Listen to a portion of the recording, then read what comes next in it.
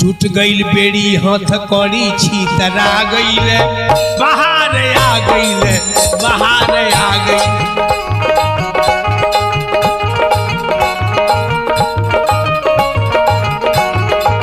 टूट गईल बेड़ी हाथ कड़ी छीतरा गईल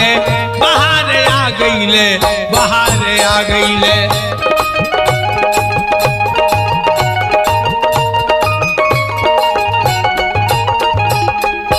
चमत्कार आज कहलो ना जाला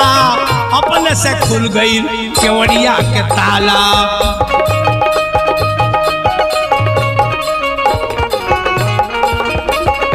भाई चमत्कार कुछ कहलो ना जाला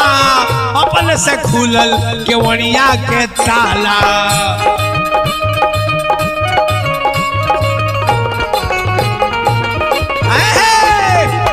जहे के तहे पहरेदार सब आ गईले